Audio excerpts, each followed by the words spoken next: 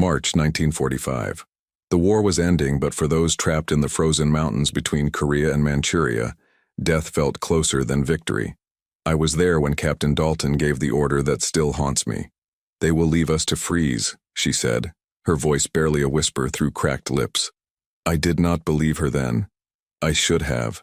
This is the story of how I carried an enemy through a blizzard and learned that humanity does not recognize borders drawn by war. My name is William Harper, Sergeant William Harper of the United States Army, 3rd Infantry Division. By March of 1945, I had seen enough of war to last several lifetimes. Guadalcanal, Bougainville, the Philippines. Each battle carved something away from the man I used to be, replacing it with scar tissue and rage. My best friend Tommy Rodriguez died on a beach in Leyte, calling for his mother as Japanese machine gun fire tore through him. I held his hand as the light left his eyes. After that, I stopped seeing the enemy as people. They were just targets, just obstacles between me and getting home. Our unit was reassigned in early March to assist with prisoner transport operations in northern Korea.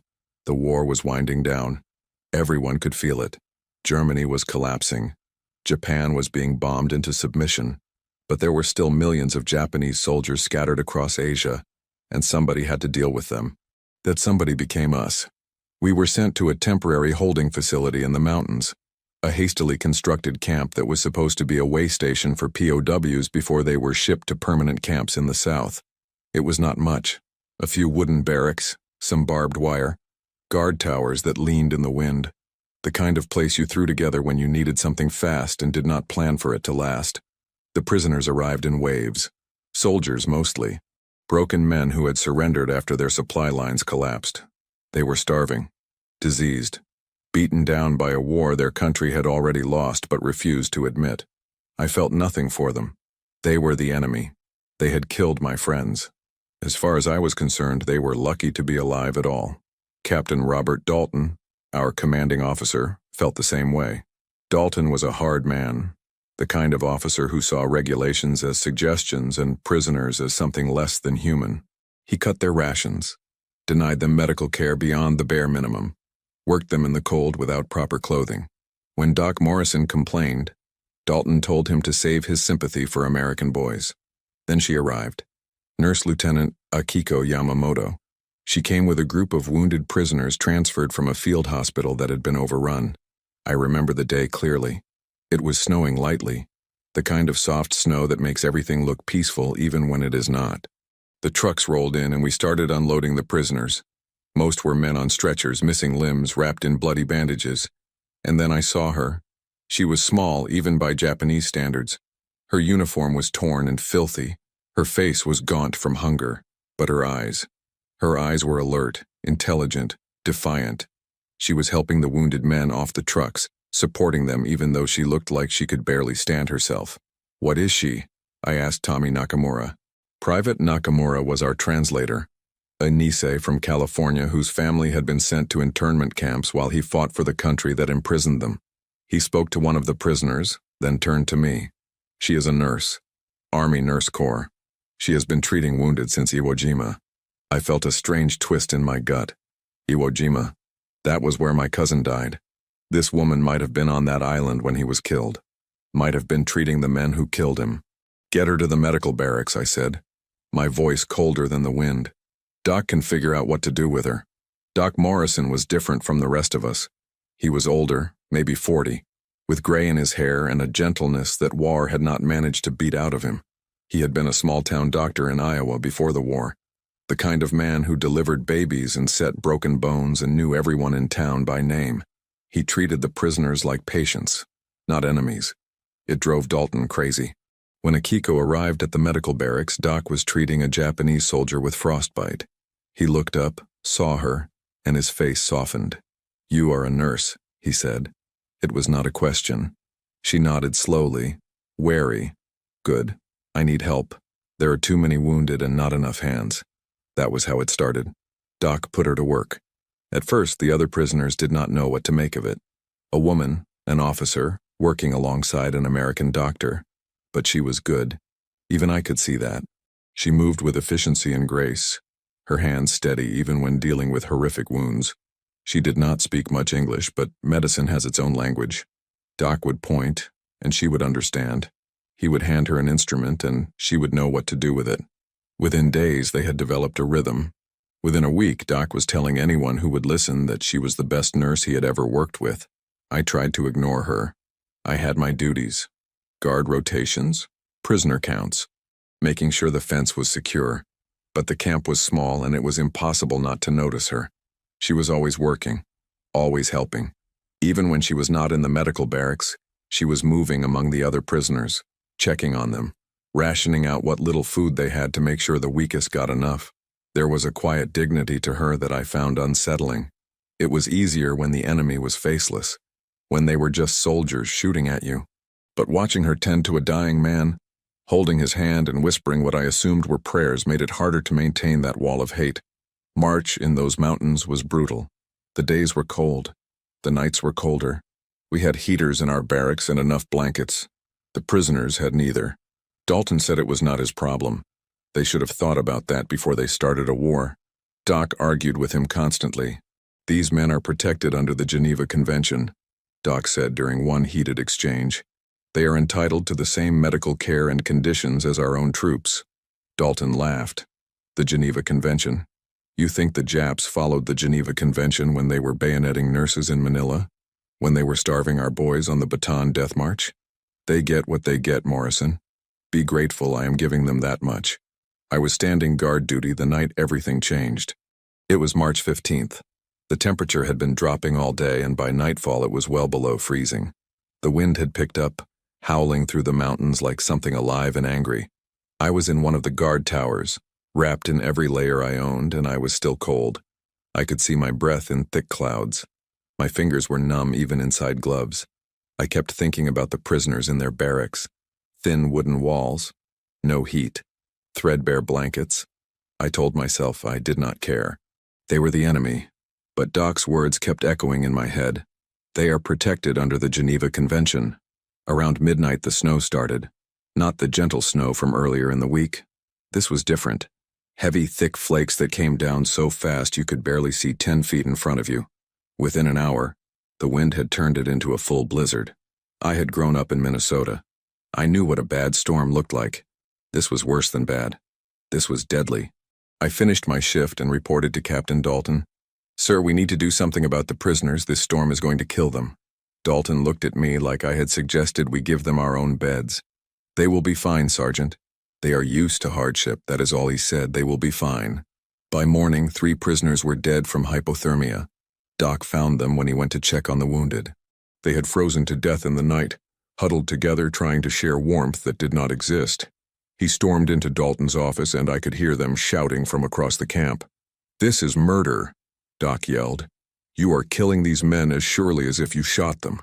Dalton's response was cold and measured. "They are enemy combatants, Morrison. If they die, they die.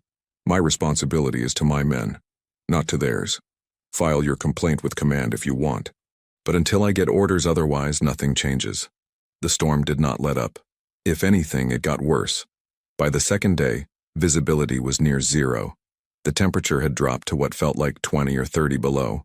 We could not get supplies in. We could not get anyone out. We were trapped. And the prisoners were dying. Doc worked around the clock trying to save them, and Akiko worked beside him. I started spending more time in the medical barracks, telling myself it was just to keep warm. But really it was to watch them work. There was something almost sacred about it. The way they moved together. The way they fought for every life, regardless of whose side that life had been on. On the third day, Private Nakamura translated a conversation between Doc and Akiko that I was not supposed to hear. She was asking about evacuation, about moving the most critical patients to somewhere warmer. Doc shook his head sadly. "The captain will not authorize it.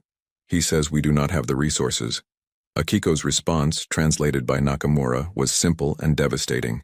"Then, they will leave us to freeze." It was the first time I heard those words. They hit me like a physical blow. She was right. Dalton was going to let them die. All of them. And there was nothing Doc could do about it. That night, I could not sleep. I lay in my bunk, listening to the wind scream outside, thinking about those words, "They will leave us to freeze." I thought about Tommy Rodriguez dying on that beach. I thought about my cousin on Iwo Jima. I thought about all the reasons I had to hate the Japanese. And then I thought about Akiko, holding the hand of a dying soldier, whispering prayers in a language I did not understand. I thought about the 3 men who had frozen to death because our captain decided their lives did not matter. Somewhere in the darkness of that barracks, something shifted inside me. Maybe it was exhaustion. Maybe it was guilt. Maybe it was just the first crack in a wall I had built too high and too strong. The 4th day of the storm brought a crisis. One of the prisoner barracks partially collapsed under the weight of the snow. 12 men were trapped inside. We dug them out, but 4 were badly injured. Doc was overwhelmed. He needed help, and the only person qualified to give it was Akiko. But she was trapped in the prisoner medical barracks with no way to get across the camp. The storm was too severe. Dalton refused to authorize anyone to escort her. Too dangerous, he said. We cannot risk American lives for enemy wounded. Doc exploded. She is a medical officer. She is protected under international law. You have to let her help. Dalton's answer was final. No. I do not know what made me do it. Maybe it was the look on Doc's face. Maybe it was knowing that men were dying who did not have to. Maybe I was just tired of being the kind of person who could stand by and let it happen. I will get her, I said. Dalton turned to me, his face red. You will do no such thing, Sergeant. That is an order. I looked at him for a long moment. Then I looked at Doc. Then I walked out into the storm. I heard Dalton shouting behind me, but the wind swallowed his words. I was already gone. The prisoner medical barracks was maybe 200 yards from where I was. In normal conditions, that was a 2-minute walk. In the blizzard, it might as well have been 2 miles. The snow was waist-deep in places. The wind was so strong it knocked me sideways. I could not see, could not hear, could barely breathe. I tied a rope around my waist and secured it to the building I was leaving, playing outline as I went. If I lost my way, the rope was the only thing that would lead me back. I do not know how long it took me to reach the prisoner barracks. It felt like hours. It was probably 10 minutes. I pounded on the door until someone opened it. A Japanese soldier stared at me in shock. I pushed past him, snow and ice falling off me in chunks. "Where's the nurse?" I shouted. "Where's Yamamoto?" No one understood me. I was about to start searching when I saw her. She was in the back, tending to a prisoner with a fever. She looked up, saw me, and her eyes widened. I pointed at her, then pointed at the door. She shook her head, confused. I tried again, gesturing more emphatically. "Come. Now. Doc needs you." She still did not understand. Frustrated, I crossed the room, grabbed her arm, and pulled her toward the door. She resisted at first, speaking rapidly in Japanese. I did not understand the words, but I understood the tone. She was asking why, where we were going, what was happening. I had no way to explain. I just kept pulling. Finally, Lieutenant Hiroshi Saito, one of the wounded officers, said something to her in Japanese. She stopped resisting. Saito looked at me, and in broken English said, "She will go. You protect her." "Yes," I said. "I protect her." It was a promise I did not know if I could keep. I gave her my outer coat. It was too big for her, but it was better than the thin jacket she was wearing. I tied the rope around both of us, linking us together. If one of us fell, the other would know. If we got separated, the rope would bring us back. I looked at her one more time. Her face was frightened but determined. "Ready?" I asked. She did not understand the word, but she nodded. We stepped out into the storm together. It was worse than before. Much worse. The wind had reached a pitch that was almost supernatural. It tore at us, trying to rip us apart. The snow was blinding. I kept one hand on the rope, following it back toward the main camp, and used the other to shield my face. Akiko was behind me, her small hand gripping my belt. I could feel her stumbling, struggling to keep up. The snow was deeper on her than it was on me. Every few steps I had to stop and pull her forward. It was exhausting. My lungs burned. My legs screamed. But I kept going. We were maybe halfway back when she fell. I felt the tug on the rope and turned. She was down in the snow, trying to get up but unable to find her footing. The wind was too strong. I went back, grabbed her arm, tried to lift her.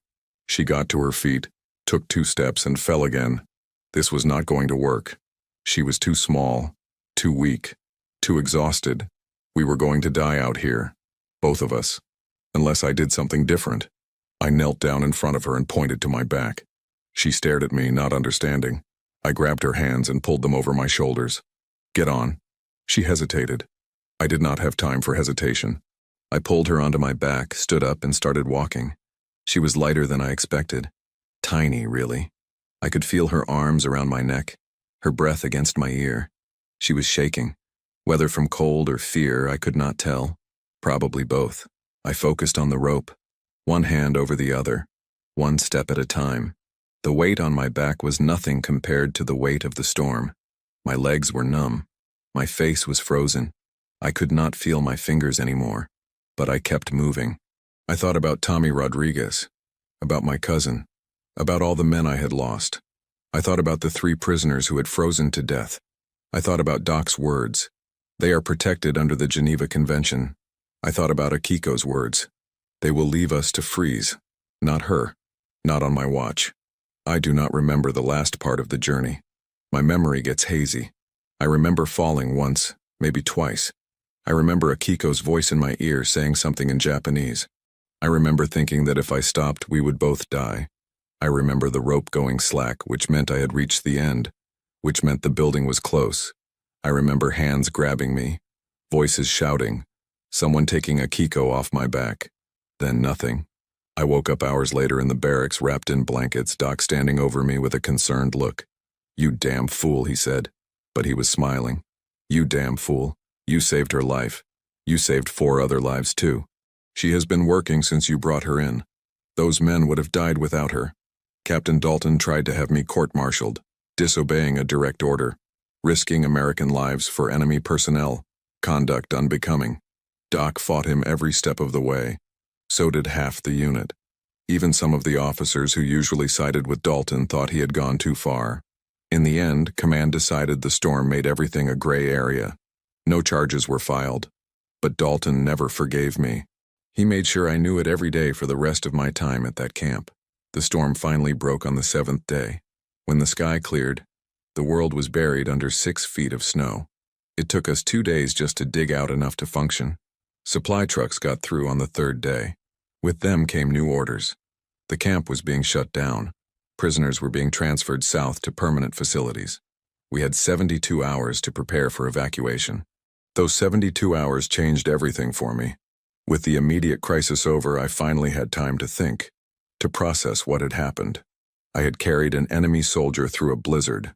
I had risked my life for someone I was supposed to hate. And the strangest part was that I did not regret it. Not for a second. I started spending more time around the medical barracks. Not working, just watching. Akiko was always there, always moving, always helping. Doc had gotten her better supplies, warmer clothes, actual food. She was still thin, still exhausted, but there was a light in her eyes that had not been there before. Hope, maybe. Or just relief that the storm was over. One afternoon I was sitting outside the barracks cleaning my rifle when she came out. She saw me and stopped. For a moment we just looked at each other. Then she bowed. A deep, formal bow. When she straightened, there were tears in her eyes. "Thank you," she said in halting English. "Thank you for my life." It was the first time I had heard her speak English. The words were awkward, heavily accented, but clear. I did not know what to say. I had spent so long hating people like her that gratitude from one of them felt wrong, foreign. But looking at her face, seeing the genuine emotion there, I realized something. She was not the enemy. She had never been the enemy. She was just a person, a nurse, someone trying to save lives in the middle of a war she probably never wanted. Just like Doc. Just like me, in a way. "You are welcome," I said finally. The words felt inadequate, but they were all I had. Over the next 2 days, I learned more about her. Private Nakamura translated when she wanted to say something more complex than her limited English allowed. She was from Kyoto. She had been a nursing student when the war started. The army conscripted her in 1943. She served in field hospitals across the Pacific. Saipan, Guam, Iwo Jima. She had seen horrors I could barely imagine. Watched friends die. Treated wounds that had no hope of healing. She had been captured on Iwo Jima when her hospital was overrun. She thought the Americans would kill her. Instead, they sent her to a POW camp. She did not know if her family was alive. Kyoto had been bombed. She had not heard from them in over a year. Her story made me think about my own. I was from a small town in Minnesota. I had been working at my father's hardware store when Pearl Harbor happened. I enlisted the next day. I thought it would be an adventure. I thought I would be a hero. I did not think about what war actually meant until I was in it. Until I saw my friends die. Until I killed my first enemy soldier and realized he was just a scared kid like me. War takes everything soft and human and burns it away until all that is left is survival. But sitting there listening to Akiko's story, I felt some of that softness coming back. It hurt, like blood returning to a frozen limb. But it was a good hurt. A human hurt. The day before the evacuation, Doc pulled me aside. "I need to ask you something," he said. "It is about Yamamoto." "What about her?" I asked. Doc hesitated, choosing his words carefully. "She is terrified of being sent to one of the big camps. She has heard stories about how prisoners are treated, about the conditions. She thinks she will die there." I did not know what to say. The stories were probably true. The big POW camps were overcrowded, undersupplied, brutal places. For a woman, it would be even worse. "What do you want me to do?" I asked. Doc looked at me intently. "I am putting in a request to have her assigned as my medical assistant, permanently. But I need someone to vouch for her.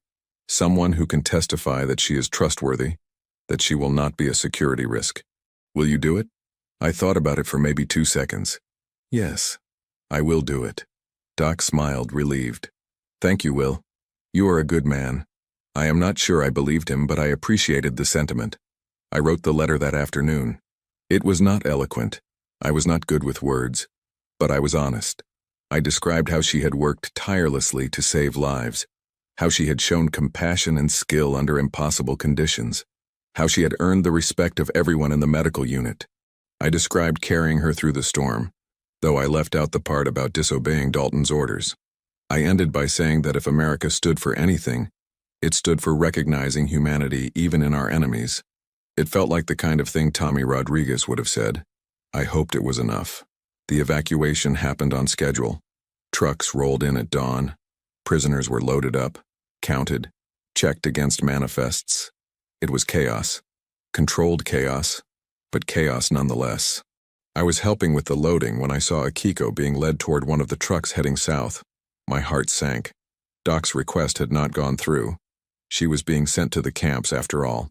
I started to move toward her, not sure what I was going to do, but knowing I had to do something. Then Captain Dalton stepped in front of me. "Let it go, Sergeant. She is not your problem anymore." I looked past him at Akiko. She saw me. Our eyes met. She smiled sadly, as if she had expected this, as if she had known all along that hope was a luxury prisoners could not afford. Then Doc came running up, waving a piece of paper. "Stop that truck. Stop it right now." The truck stopped. Doc was out of breath, his face red from running. "I have authorization. She is assigned to me. Medical assistant. Permanent assignment." "Show me," Dalton said, his voice dripping with skepticism. Doc handed him the paper. Dalton read it slowly, his jaw tightening with each line. When he finished, he looked at Doc with pure hatred. "This is a mistake, Morrison. Mark my words. She will betray you the first chance she gets." Doc took the paper back. "That is my risk to take, Captain. Now, if you will excuse me, I need to collect my assistant." He walked to the truck, helped Akiko down, and led her back toward the medical barracks. She looked back at me once. This time, her smile was different, hopeful, grateful, alive. I did not see much of Akiko after that. Our unit was reassigned a week later, sent south to help with occupation duties in Korea. Doc and his medical team stayed behind to close down the camp and transfer the remaining wounded. We said our goodbyes the night before I left. Doc shook my hand. "You did a good thing, Will. Do not let Dalton or anyone else tell you different. What you did out in that storm, that was what we are supposed to be fighting for. Humanity, decency, the idea that every life matters." I wanted to believe him. I wanted to think that what I did meant something, but I was still a soldier, still had a war to finish, still had brothers in arms who had died hating the enemy. It was not that simple. Before I left, Akiko found me. She had something in her hand, a small origami crane folded from a scrap of paper. She held it out to me. In Japan, we believe 1,000 cranes bring a wish. I have only paper for one. But I wish for you. I wish you go home safe. I wish you find peace. I wish you remember that enemies can become friends. I took the crane carefully. It was delicate, intricate, beautiful. Thank you, I said. I will keep it. Always. She bowed again. Goodbye, Sergeant Harper. You saved my life. I will not forget. I wanted to say something profound, something that would capture everything I was feeling. But all I could manage was, goodbye, Lieutenant Yamamoto. Take care of Doc for me. The war ended 4 months later. August 1945. The atomic bombs. The surrender. Suddenly it was over. Just like that. Years of fighting, millions of lives lost, and then it was over. I was in Seoul when I heard the news. I remember feeling numb, not happy, not relieved, just numb, like I did not know how to process a world without war. I stayed in Korea for another year as part of the occupation force. Then I finally got to go home, back to Minnesota, back to my father's hardware store, back to a life that felt like it belonged to someone else. I tried to move on. I got married, had kids, worked at the store. On the surface, I was fine, but inside, I was still in that storm, still carrying Akiko through the snow, still hearing her words. They will leave us to freeze. I had nightmares, flashbacks, what they call shell shock now, though we did not have a name for it then. I drank too much, pushed people away. My wife threatened to leave more than once. I do not blame her. I was not the man she married. I was not sure I was a man at all. Just a collection of scars pretending to be human. Then, in 1953, I got a letter. It was from Doc Morrison. I had not heard from him since the war ended. I almost did not open it. I was not sure I wanted to remember. But something made me tear open the envelope. Inside was a short note and a photograph. The note said, Will, I thought you should know. Yamamoto stayed with me until 1947. She worked as my assistant at 3 different hospitals. Saved countless lives. When the occupation ended, she went back to Japan. I just received word that she found her family. They survived. She is working at a hospital in Kyoto now. She asked me to send you this photograph and to tell you that she lights a candle for you every year on March 15th, the day you carried her through the storm, the day you showed her that humanity survives even in war. Take care of yourself, Will. You are a hero, whether you believe it or not. Doc. The photograph showed Akiko standing in front of a hospital. She was older, but I would have recognized her anywhere. She was smiling, really smiling, the kind of smile that reaches the eyes. Standing next to her was an older couple who I assumed were her parents. They all looked healthy, happy, alive. I stared at that photograph for a long time. Then I did something I had not done since the war ended. I cried. Not sad tears, not exactly. Relief, maybe. Or release, or just the simple joy of knowing that something good had come from all that darkness, that one life I saved had gone on to save others, that the choice I made in that storm had mattered. I kept that photograph on my desk for the rest of my life. Whenever the nightmares got bad, whenever I felt like I was drowning in memories, I would look at it. I would remember that not everything about the war was horror and hate, that sometimes, in the worst moments, people find the strength to be better than the circumstances demand, that enemies can become symbols of hope, that humanity, real humanity, does not recognize the borders we draw. It does not care about flags or uniforms or which side you fought on. It only cares about the choice you make when faced with another person's suffering. Do you look away, or do you act? I never saw Akiko again, never went back to Japan, never tried to contact her. Some stories do not need endings, they just need to be remembered. But I thought about her often. Wondered if she still folded origami cranes. Wondered if she told her children about the American sergeant who carried her through a blizzard. Wondered if she understood what she had given me. It was not just her life I saved that day. It was mine too. She reminded me that I was still human, still capable of compassion, still able to see past hate to the person underneath. In a war that tried its best to turn us all into monsters, she helped me stay a man. March 15th, 1998. I am 76 years old now. My wife passed 2 years ago. My children are grown with families of their own. I am sitting in my living room looking at that photograph, thinking about a storm that happened more than 50 years ago. thinking about a promise I made to a wounded officer in a prisoner barracks. "You protect her." "Yes," I said. "I protect her." I kept that promise. And in keeping it, I found something I did not know I had lost. My humanity, my soul, myself. They say war changes you. They are right. But sometimes, if you are very lucky, it changes you in ways you do not expect. Sometimes it shows you that the enemy is just another person trying to survive. Sometimes it gives you a chance to be a hero, not by killing, but by saving. Sometimes it teaches you that the most important battles are not fought with guns, but with choices. The choice to see, the choice to care, the choice to act. I still have the origami crane. It sits on my desk next to the photograph. Paper worn soft with age, creases deep from decades of careful handling. One crane, one wish. She wished for me to find peace.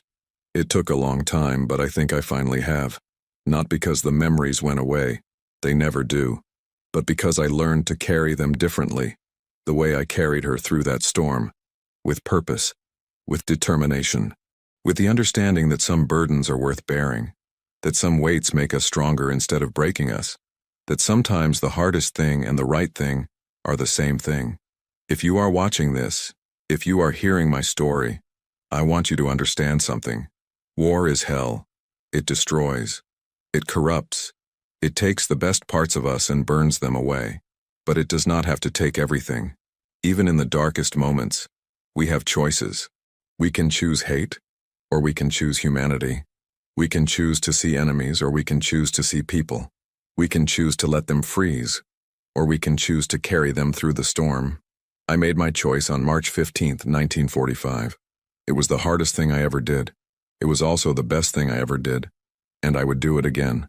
Every single time. Without hesitation. Because that is what it means to be human. Not the absence of fear or hate, but the presence of something stronger. Compassion. Courage. The simple recognition that we are all just people trying to survive. And sometimes, survival means saving someone else. My name is William Harper. I am a veteran of the Second World War. I carried an enemy through a blizzard and learned that humanity does not recognize borders. This is my story. This is my truth. This is what I want remembered when I am gone. Not the men I killed, not the battles I fought, but the life I saved, the choice I made, the moment I decided that one person's life, even an enemy's life, was worth more than orders or hate or the easy path. That moment defined me. It made me who I am. And I am grateful. Grateful for the storm. Grateful for the choice. Grateful for Akiko Yamamoto, who showed me that even in war, hope survives. Thank you for listening. Thank you for remembering. And if you take anything from my story, let it be this. When faced with someone else's suffering, do not look away. Act. Choose humanity. Carry them through the storm. If this story moved you, please subscribe to our channel for more incredible true stories from history. Leave a like and share your thoughts in the comments below. What would you have done in Sergeant Harper's position? Let us know.